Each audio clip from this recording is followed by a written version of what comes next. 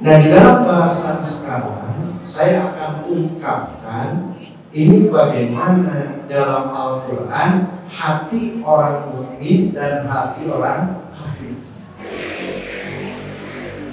Di sini diungkapkan bahwa hati orang mukmin ini Allah sebutkan saja dengan 3 ungkapan.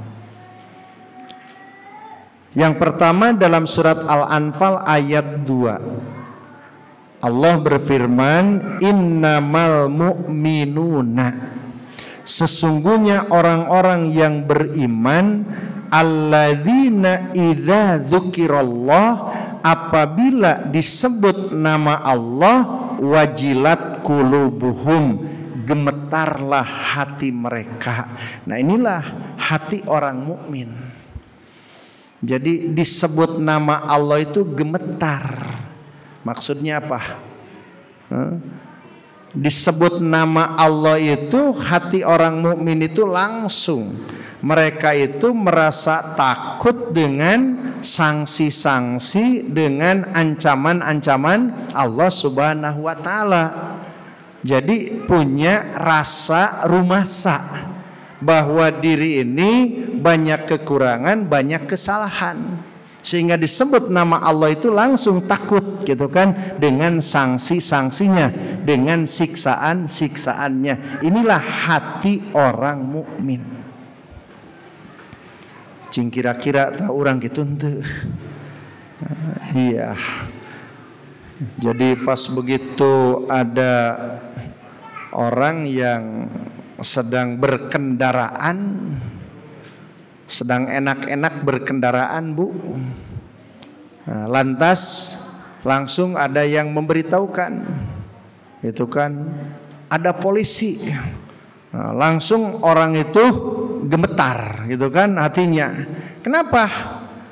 Karena dia punya rasa rumasa tidak lengkap. Nah, tapi kalau misalkan dia lengkap, tenang kan ya, tenang gitu kan. Tapi lantaran boga rasa rumasa tidak lengkap, maka dia takut. Nah, itulah, maka orang mukmin itu seperti itu gitu kan. Disebut nama Allah itu bukan takut dengan zat Allahnya, tapi boga karumasaan, ada sebuah kekurangan, kesalahan, pelanggaran yang Allah sudah menyebutkan ancaman-ancamannya, siksaan-siksaannya. Itulah sifat hati orang-orang mukmin. Yang kedua, hati orang mukmin itu di dalam surat Al-Anfal ayat 10, yaitu wa ma ja'alahullahu illa busyra walitatma'inna bihi qulubukum.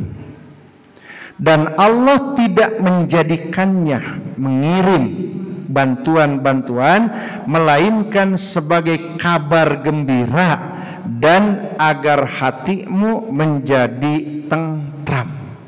Jadi orang mukmin ini yaitu memiliki sebuah ketentraman. Kenapa? Karena yakin apapun yang dia lakukan, Allah pasti akan menolongnya. Apapun yang dihadapi, walaupun musuh yang begitu hebat, walaupun musuh dengan begitu jumlahnya banyak, tapi di dalam hati orang mukmin itu ada sebuah ketentraman. Kenapa? Karena yakin Allah itu tidak akan membiarkan, Allah itu akan membantu, Allah itu akan menolong. Itulah yang ada pada hati-hati orang mukmin, ketenangan. Banyak ayat-ayat yang berkaitan dengan ketenangan hati orang-orang mukmin.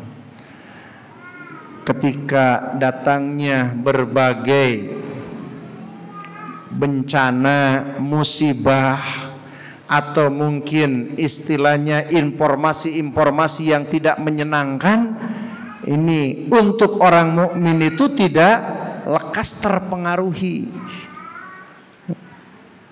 Nanti harga akan naik.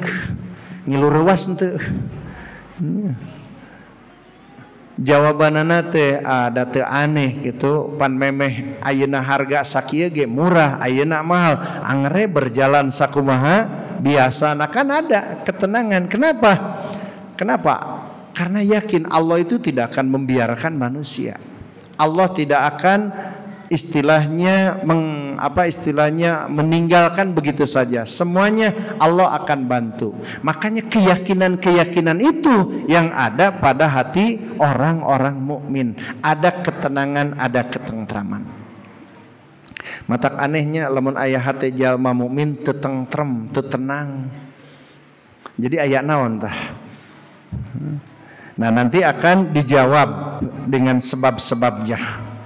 Yang ketiga, ternyata dalam surat Al-Fathu hati orang mukmin itu adanya as-sakinah. Tuhnya. Jadi adanya as-sakinah, ketenangan. Tadi mah tentrem, ayeuna mah tenang. As-sakinah dalam hati-hati orang mukmin. Supaya apa? Liyazdadu imanan ma'a imanihim, supaya lebih bertambah iman mereka. As-sakinah. Nah nanti sebaliknya dalam hati-hati orang kafir itu ar-ru'ba, kecemasan, ketakutan. As-sakinah di hati orang-orang mukmin, tenang. Jadi menghadapi sesuatu itu tenang, as-sakinah. Nah dari ayat-ayat yang menerangkan tentang hati orang mukmin, ternyata apa sebabnya orang mukmin memiliki wajilat, orang mukmin tatma'innu, orang mukmin adalah as-sakinah. Lantaran di orang-orang mukmin ini sebab-sebabnya pertama al-ikhlasu, memiliki keikhlasan. Tuh udah ku ikhlas mah beres atuh. Nya, ku ikhlas mah beres. Tidak mendapatkan pujian orang daya masalah. Tekatilei ku jalma tidak masalah. Kemudian dia diejek, dihina, tidak jadi masalah. Kenapa? Karena yang dilakukan itu adalah ikhlas. Kan kalau orang misalkan orang bersodakoh, Bu, orang bersodakoh, tanggapan orang munafik bagaimana?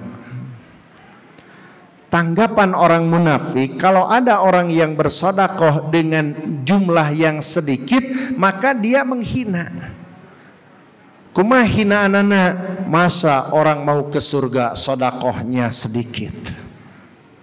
Tapi kalau ada orang yang bersodakoh banyak, maka orang munafik akan mereka memojokkan. Tuh orang-orang sombong, lihat dia infak sodakohnya ingin dilihat orang dengan jumlah yang banyak, tidak ada nilai yang baik.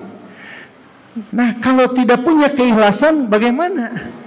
Ya, bisa saja orang itu jadi tersumangat teteh. Saeutik dipoyok, loba saruha dipoyok. Jadi tidak jadi gitu kan, sehingga tidak semangat. Maka untuk orang mukmin itu nggak peduli, dia tenang saja, dia lakukan. Kan baik, nah rek kumaha wae oge, dia tetap lakukan. Hatinya itu kalau tidak sakinah, tatma'innu, kan begitu gitu kan. Kenapa? Karena memiliki al-ikhlasu, keikhlasan. Aya jalma nu rajin ngaji, Bu, rajin ngajina teh. Katempo ku jalma munafik kumaha? Ibu sing rajin ngaji ge angre teu katempo tapakna. Eueuh tapakan cenah majarkeun teh. Itu kan orang yang rajin ngaji dipoyokna eueuh tapakan. Kumaha lamun teh mah tara ngaji, ongko ngaku ahli pangajian tapi tara ngaji itu. Jadi teu aya nilaina gitu kan. Maka disitulah nya urang rek kumaha nalika mendapatkan ungkapan-ungkapan seperti itu. Maka di sinilah sebab-sebab memiliki yang tadi adalah al-ikhlasu.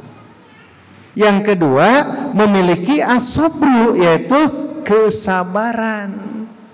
Ya, memiliki kesabaran gitu kan. Ditimpa dengan berbagai masalah, persoalan, tuh mual hatena mual ruksak gitu kan, lantaran memiliki as-sabru, kesabaran.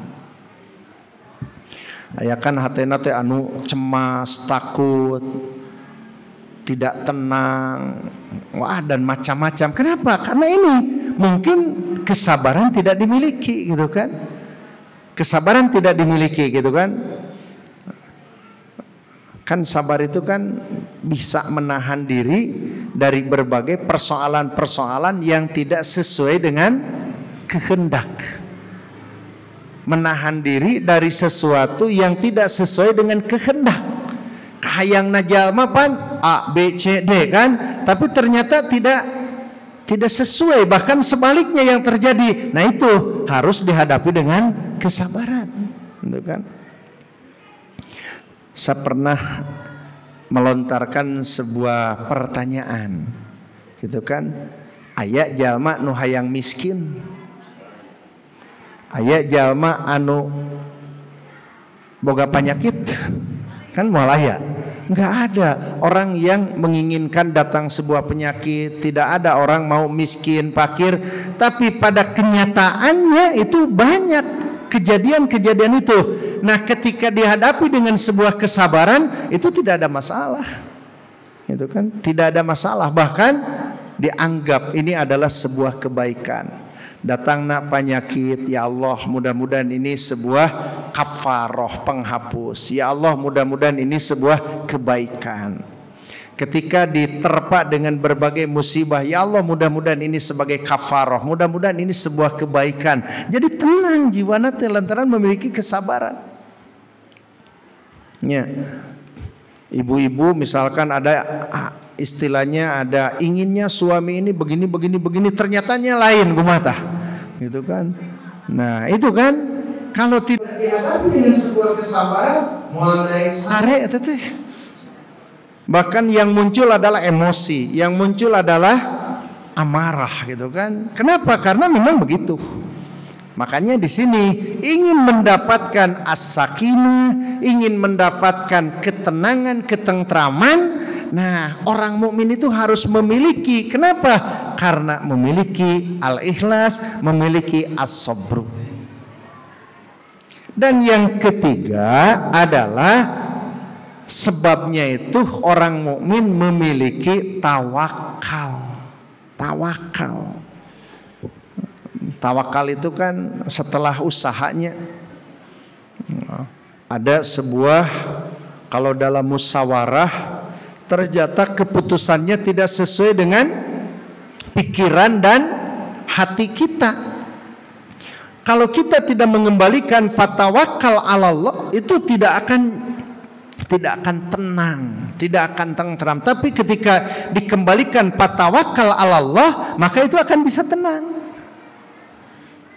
Aya jalma anu bisnis, ternyata jangankan untung, modal pun itu terguras, modal pun berkurang. Jangankan bati, cing lamun teu masrahkeun ka Allah, lamun teu tawakal ka Allah kumaha. Jadi tidak enak gitu kan. Aduh harohe jadi gelisah, jadi tidur tidak nyenyak gitu kan. Bahkan istilahnya hidup ini penuh dengan cemas dan cemas. Itu kan lantaran inilah, kalau tidak memiliki tawakal pasti akan terjadi seperti itu. Makanya disinilah orang mukmin itu pasti memiliki yang tadi, asal ini memiliki al-ikhlas, memiliki as-sabru, memiliki at-tawakal, dan memiliki at-taqwa, ketakwaan. Gitu kan? Apa? Ya pokoknya kita lakukan apa yang diperintahkan Allah dan kita tinggalkan apa yang dilarang oleh Allah. Selebihnya ya masrahkan ke Allah, tenang. Nu penting mah orang ngejalankeun anu diparentahkeun, ninggalkeun anu dicarek. Itulah ketakwaan seseorang. Nah, makanya ini tidak akan bisa dimiliki, Bu, oleh orang-orang kafir. Tapi orang mukmin. Kenapa orang mukmin memiliki yang tadi? memiliki al-ikhlas, memiliki as-sabru, memiliki at-tawakal, dan memiliki at-taqwa, maka as-sakinah dan ketenangan, ketentraman akan dimiliki. Nah, kemudian ada juga yaitu hati orang kafir. Nah, iya kudu sing percaya karena Quran, hati jalma kafir mah iya, Bu.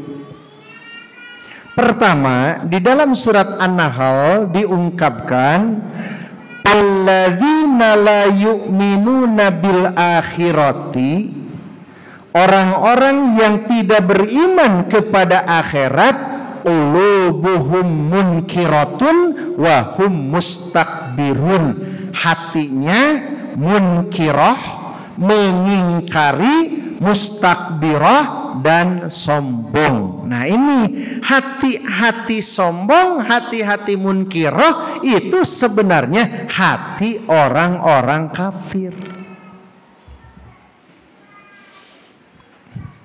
Jadi lamun ngaku dia sebagai muslim oge, saya muslim, tapi karena akhirat nolak, ya itu ya menunjukkan hati-hati orang kafir. Nolak karena iman akhirat. Sampai ada orang yang menyebutkan bahwa ya berbicara akhirat mah itu mah cuma dongeng-dongeng para kiai. Kalau dulu dikatakan qala asatirul awwalin gitu kan, atau misalkan disebutkan itu yaitu cerita-cerita dahulu gitu kan. Jadi bahkan di sini diantaranya orang-orang kafir ini selain dirinya menolak tentang iman terhadap akhirat, bahkan mempengaruhi kepada yang lain supaya tidak iman adanya yaumul akhir. Inilah munkirah. Jadi siapapun yang menolak tentang kehidupan akhirat, maka itulah muncul dari hati-hati orang kafir, munkirah. Makanya orang Yahudi itu mereka menyebutkan bahwa tidak ada surga, tidak ada neraka. Mereka menyebutkan tidak ada surga, tidak ada neraka. Kalaupun ada neraka, cenah nya urang mah paling sakedeung cenah kana neraka naon ge engke dijahit deui, sampai begitu. Jadi sampai menganggap ya neraka itu apa pandangan mereka gitu kan. Jadi tidak munkirah. Dan ini akan banyak orang-orang yang munkirah hatinya, menolak. Kemudian mustakbir, sombong. Nah, itu kan akhlak syaitan, itu kan sombong. Nah, sampai ketika disuruh oleh Allah usjudu li Adam fasajadu ila iblis, kenapa aba wastakbaro, kan sombong. Apa sombong yang dimaksud? Sombong yang dimaksud adalah yaitu batrul haq wa ghamtun nas, menolak kebenaran dari Allah dan menghina terhadap orang-orang yang menyampaikan hak. Jadi sombong yang sebenarnya begitu. Jadi sombong itu bukan hanya hidup merasa besar. Merasa besar itu yang dimaksud adalah mereka sudah menghinakan hak. Menghinakan hak. Itu batrul haq wa ghamtun nas, dan menghina orang-orang yang menyampaikan haknya itu. Itulah kesombongan yang hakiki. Setan tepan kitu. Pertama nolak karena hak. Naon hak tah? Perintah Allah. Menolak karena perintah Allah. Kan perintah Allah itu hak, kebenaran. Ku setan ditolak. Kemudian ini menghina kepada Allah.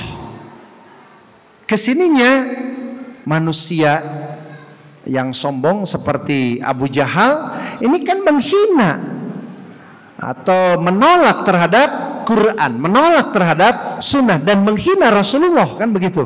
Itulah kesombongan. Jadi kesombongan itu seperti ya Abu Jahal, Fir'aun menolak mushaf yang diajarkan oleh Musa ini ditolak. Taurat ini ditolak. Kemudian Musa dihina, bahkan dibunuh. Nah, inilah mustakbir. Maka orang-orang kafir begitulah hatinya. Yang pertama munkirah dan kedua mustakbir, sombong. Jadi hese Bu Pak kalau kita berbicara tentang hak Allah dengan orang kafir. Lantaran hatena geus nolak, lantaran hatena geus sombong. Jadi kudu kumaha nya lamun nyinghareupan jalma-jalma nu kitu.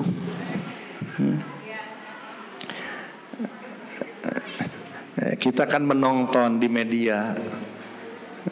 Kita menonton di media.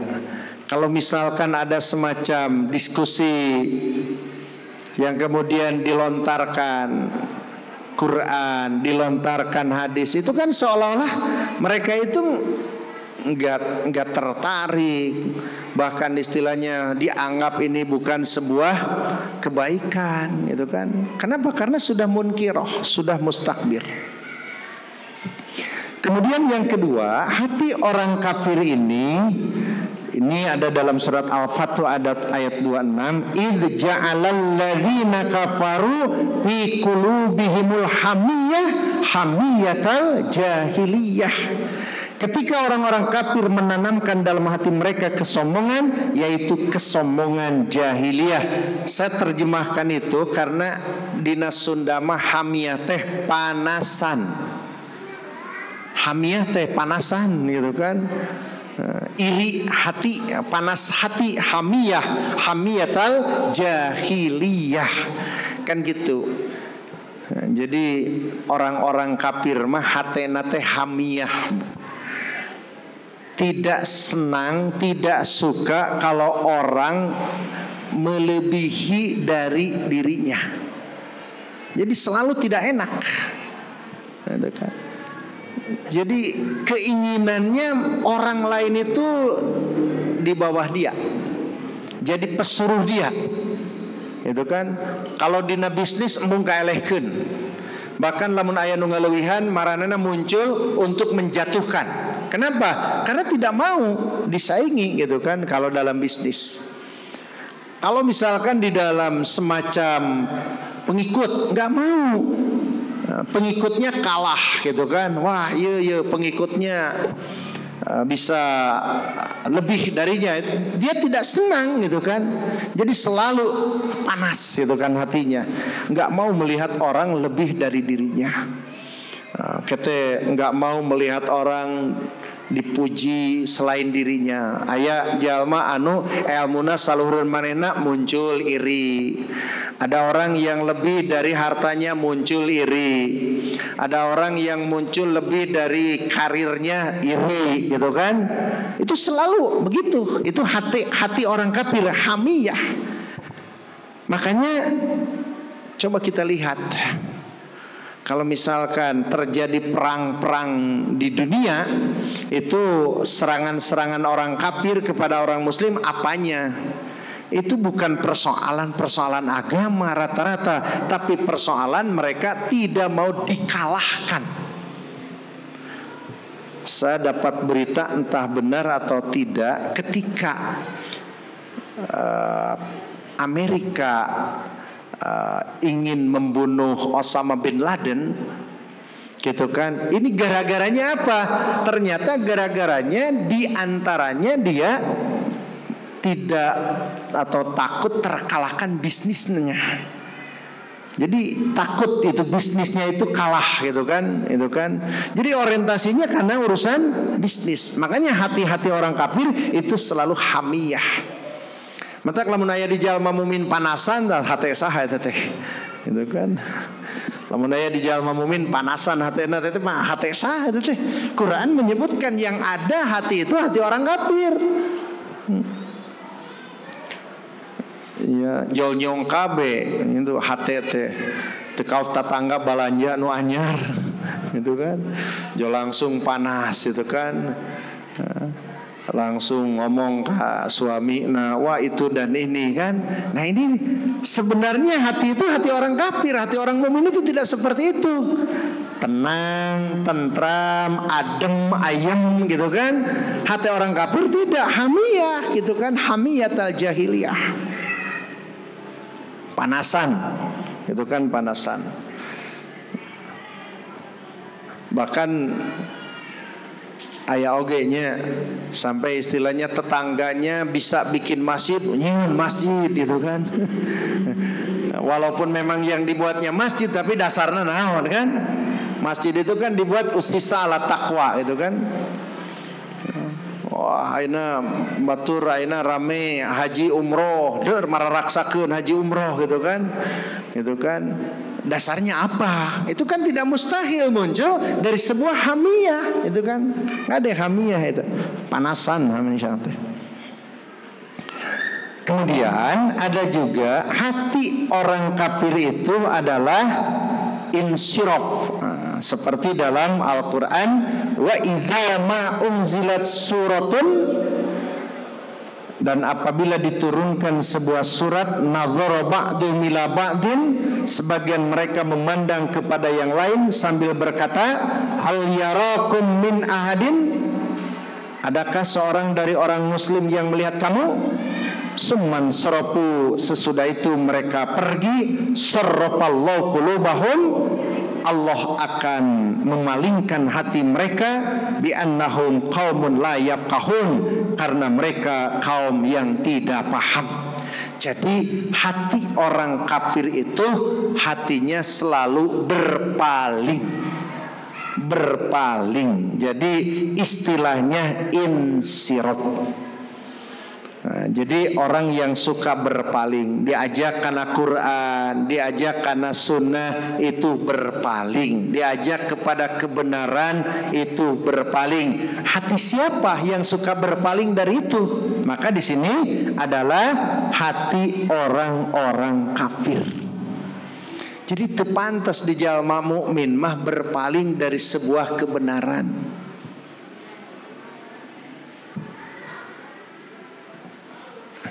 Bahkan kan di dalam surat Al-Mutaffifin itu kan orang-orang kafir itu kadang-kadang mereka itu innal ladzina kafaru minal ladzina amanu yadhakun. Orang-orang kafir kepada orang-orang mukmin itu kadang-kadang mereka itu menertawakan. Naon maksudnya menertawakan? Maksudnya keur naon cenah ngalakukeun itu ieu turut kana tuntunan Allah jeung Rasul disengseureikeun. Bahkan istilahnya mereka memandang angere geuningan raripuh tah. Jalma-jalma muslim teh, jalma-jalma mukmin teh anu ngaku muslim jeung mukmin teh dengan kasat mata geuningan hirup di alam dunya oge raripuh, salangsara, balangsak dan yang lainnya. Jadi untuk apa mereka masuk Islam? Untuk apa mereka ikut terhadap tuntunan Allah dan Rasulnya? Lantaran mereka itu insiraf, sudah berpaling. Jadi moal hayangan dipaksa oge angere gitu kan. Nah makanya ini saya kaitkan dengan kenapa Rasulullah beliau pada waktu itu melarang orang baca Quran dikeraskan. Nabi kan pernah melarang orang mengeraskan bacaan Al-Quran. Nah, sebab Nabi pernah melarang orang membaca Al-Quran dikeraskan karena di sekitar itu banyak orang-orang kafir dan mereka mendengar Quran itu menertawakan, menghina, melecehkan. Mata kadenya maca Quran teh da di tengah-tengah jalma kafir mah cantang tu alus. Cantang tu alus. Mereka itu kadang-kadang ngalelewean. Terang ngalelewean. Gitu kan.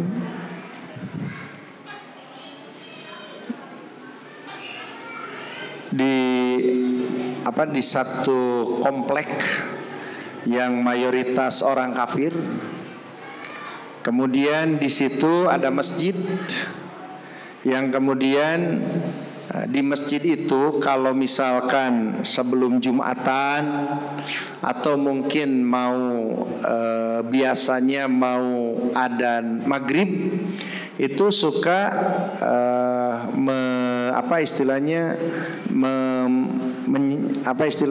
membacakan Al-Quran, itu kan, membacakan Al-Quran. Kadang pakai kaset atau langsung gitu kan.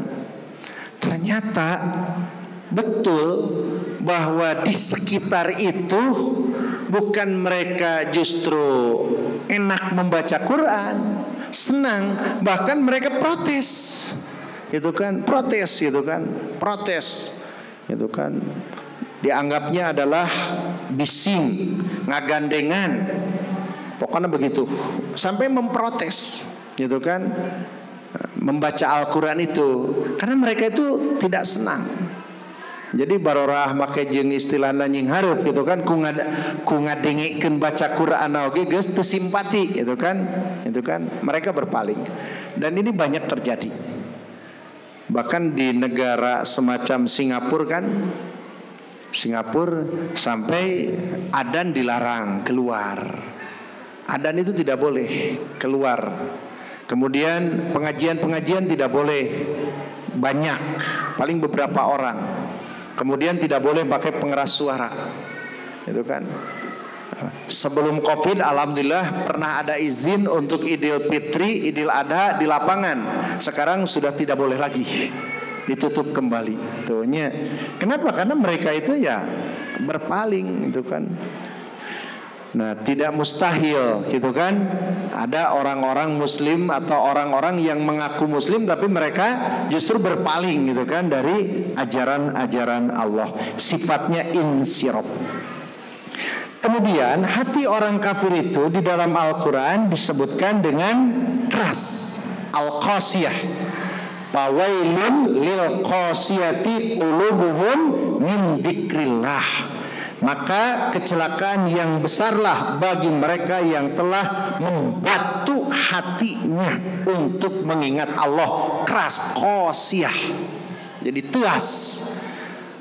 Jadi keras, itu kan dalam surat Al-Baqarah sampai diterangkan bahwa hati manusia kalau sudah keras lebih keras daripada batu. Batu kadang-kadang itu pecah. Batu kadang retak, itu kan. Tapi hati manusia tidak pernah retak. Itu kan, kalau sudah keras gitu kan, itu kuat pisan gitu kan. Jadi sudah mengeras. Jadi diingatkan, dinasehati, itu tidak bisa masuk. Jadi kalau gambaran misalkan semacam batu yang keras, Bu, kemudian diturunkan hujan, walaupun hujan itu lebat,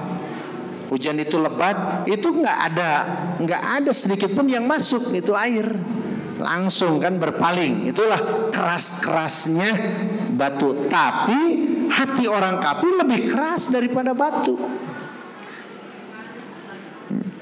Jadi teu pernah lea hatena teh, teu pernah lembek gitu kan, teu pernah itu keras. Itu fawailun lil qasiyah qulubuhum min dzikrillah. Tangke lamun aya jalma anu bandel teu inget dinasehatan, teu inget teu daek dinasehatan, tidak masuk nasihat apapun, itu karakter qasiyah. Jadi qasiyah, bandel gitu kan, bandel. Fawailun lil qasiyah. Bahkan hati manusia yang sudah qasiyah, Bu, kata Allah, ditakdirkan ada orang yang Allah keluarkan dari alam kubur, kemudian dia bicara bagaimana rasanya di alam kubur. Bagi mereka yang qasiyah itu tidak ada gunanya. Ditakdirkan ada guntur yang keras gitu kan, untuk mereka itu tidak ada. Kita lihat, Bu, di media, bahkan kemarin itu ketika terjadi angin topan di Dubai, banjir yang begitu besar di Dubai, itu bagaimana? Mereka malah joget-joget, gitu kan? Mereka joget-joget, tidak dijadikan itu sebuah tadkirah dari Allah, tidak dijadikan sebuah tadkirah. Kita lihat ketika terjadi badai di Israel, bagaimana orang Israel? Tidak jadi peringatan bagi mereka. Bahkan istilahnya itu dianggapnya biasa-biasa, fenomena biasa. Teu aya kasieun. Itu orang yang sudah keras, Allah mengingatkan, jangankan dengan Al-Quran, langsung dengan kejadian alam, itu mereka itu tidak robah. Itulah hati yang sudah qasiyah. Ya tidak mustahil diurang oge, Bu. Ya kamari dibere bencana berupa virusnya, penyakit, gitu kan? Kuduna makan jadi tadkirah. Oh, ya teh loba pelaku apa sampai Allah menurunkan virus seperti itu, gitu kan? Ketika terjadi kemarin ada angin topan, secara penelitian mustahil di Bandung bakal terjadi angin topan. Kenapa? Karena tidak ada sumber yang memicu ke sana. Tapi kenyataannya terjadi. Nah, kudunya jadi tadkirah. Oh, iya. Apa sebenarnya? Kenapa terjadi seperti itu? Itu kan. Jadi ulah tepika bencana yang Allah tampakkan, kemudian kejadian-kejadian merupakan ayatullah, ini dijadikan itu hanya sekedar apa istilahnya anggapan-tanggapan biasa. Itu mah fenomena alam. Nah, itu cirinya sudah keras. Jadi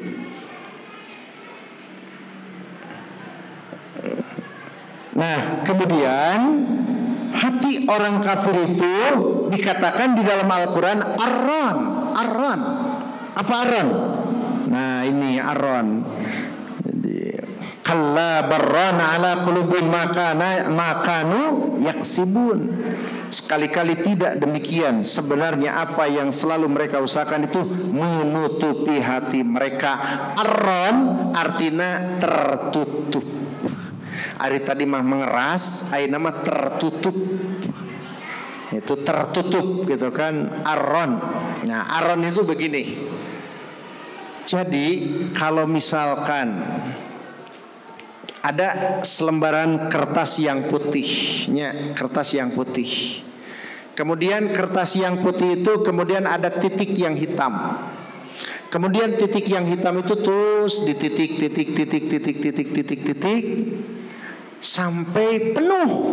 Nah, maka itulah jadi sudah tertutup. Geus eueuh deui anu sela-sela yang putih itu arron. Biasanya arron ini adalah orang yang terus mereka melakukan dosa, tidak pernah ditobati, tidak pernah diminta pengampunan kepada Allah, pokoknya terus. Maka ini arron, tertutup gitu kan. Nah, itu hati orang kafir bisa termasuk arron.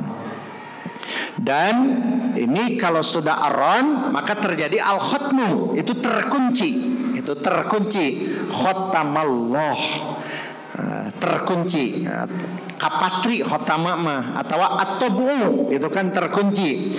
Jadi antara arron, al-khatmu dan at-tabu itu kan tertutup, terkunci dengan rapat, dipatri gitu kan. Itulah gambaran hati orang kafir. Kemudian hati orang kafir juga marodun, ada penyakit. Jadi hartina moal sehat jalma kafir mah lantaran hatena gering gitu kan, sehingga apapun yang dilakukan ya tidak normal karena mereka itu adalah ada penyakit. Maka disinilah kalau Quran menyebutkan jalma mukmin mah kudu nate tenang, tentram, selalu merasa takut dengan ancaman-ancaman Allah. Hati orang kafir menolak, sombong, panas, kemudian berpaling, kemudian keras, tertutup rapat, gitu kan, tidak ada sela, bahkan hatinya itu marodun, penuh dengan penyakit. Nah, apa penyebab-penyebab dari hati orang kafir itu? Nanti kita lanjutkan setelah sholat isya. Itu dulu. Assalamualaikum warahmatullahi wabarakatuh. Ya, dilanjutkan dari ayat-ayat Al-Quran yang menerangkan tentang sifat hati orang kafir. Para ulama menyebutkan wa min asbabi dzalika, sebab-sebab demikian, al jahlu, di hati orang kafir itu ada al jahlu, ada kebodohan. Yang dimaksud dengan kebodohan di situ artinya mereka itu tidak memikirkan bahwa bagaimana nasib yang akan terjadi di masa yang akan datang. Nah, oleh sebab itu maka Al-Quran menyebutkan al-jahlu ini cenderung kepada orang-orang yang melakukan sebuah kejelekan. Jadi orang yang berbuat kejelekan itu disebut al-jahlu. Kenapa? Karena orang berbuat kejelekan ini tidak berpikir bagaimana akibat yang akan terjadi, gitu kan? Makanya itu disebut bodoh. Ibu-ibu lamun apal picilakaeun eta dahareun tuluy tetep dituang, eta teh bodoh ngaranna. Ya. Jadi apal makanan itu akan mengakibatkan anu tapi tetap dimakan, eta teh bodoh, gitu kan. Nah, orang-orang kafir itu begitu. Hakikatnya dia itu ya kebenaran itu tahu, tapi dia lakukan itu. Nah, itulah al-jahlu. Yang kedua, penyebabnya itu adalah an-nifaku, kemunafikan.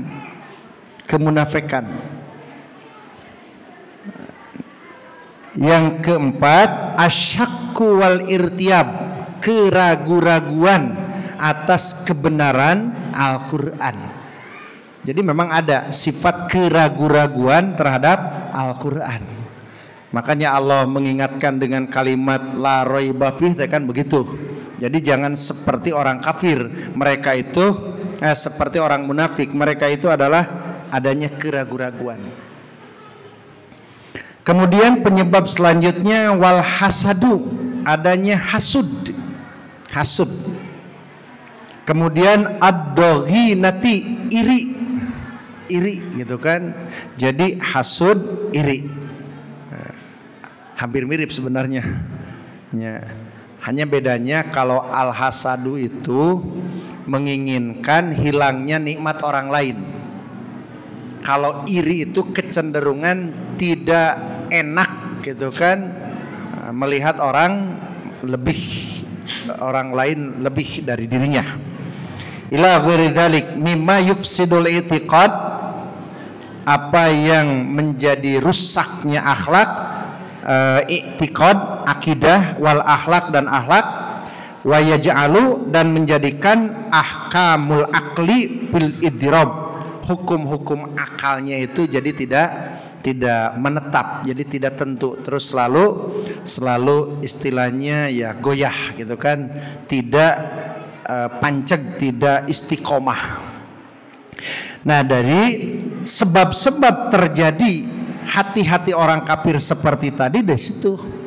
Kalau orang mukmin itu bisa tentrem, bisa tenang, bisa terbuka, bisa merasa takut lantaran adanya al-ikhlas, adanya kesabaran, adanya ketawakalan, dan adanya ketakwaan. Kenapa hati-hati orang kafir terjadi munkiroh, mustakbir, insirop, kemudian qasiyah, arron, at-tabu, al-khatmu, dan al-marad? Karena mereka itu adanya al-jahlu, an-nifaq, as-sak, al-thiyab, al-hasad, ad-daghinah. Nah, terakhir kata Rasulullah, idza sholahat sholahal jasadu kullu wa idza pasadat pasadal jasadu kullu ala hiyal qalbu. Apabila beres semuanya, apabila rusak semuanya. Apa yang menjadi rusak dan beresnya? Itu al-qalbu. Hatinya beres sakabeh amalna. Hatena rusak sakabeh amalna, gitu kan. Makanya dari situ Allah sampai yang zuru ila qulubikum wa a'malikum, Allah akan melihat hati-hatinya lantaran dari situ. Ya pan lamun hatena gering kumaha tah? Hatena geus loba penyakit kumaha tah kana awak. Itu kan. Ya. Pernah tahu enggak? Ieu mah anu dohir. Lamun jalma anu geus boga penyakit ati, liver. Cing ari jalma anu liver kumaha tah kana awak anu sajen-sajena. Ganggu kan? Jadi rusak kan? Nah, itu kalau misalkan liver bahkan istilahnya ya paling sulit kan? Katanya gitu kan. Ginjal bisa dicangkok, jantung bisa dicangkok, ari ati can bisanya. Itu kan. Jadi kalau hatinya rusaknya rusak gitu kan.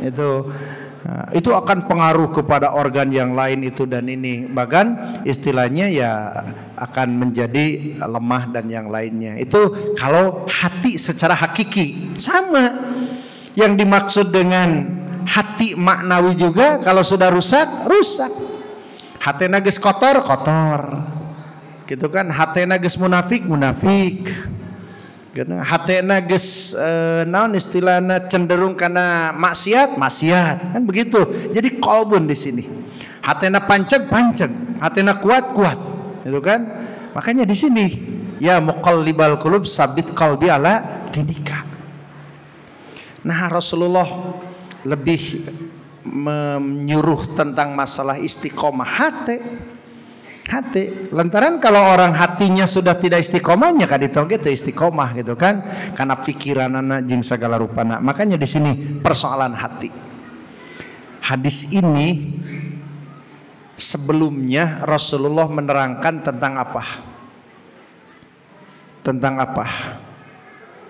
Tentang masalah al-halal bayin wal haram bayin wa bainahuma mustabihat la ya'lamu katsirun minan nas, gitu kan. Terus barang siapa yang bisa menjaga subhat, dia menjaga dari yang haram. Barang siapa yang mendekati kepada subhat, mendekati kepada yang haram. Artinya ini harus dijaga. Persoalannya kalau kita kaitkan dengan kalimat hadis sebelumnya, menunjukkan bahwa ternyata kita ini seolah-olah harus mengembala hati. Jadi hati teh kudu diangon.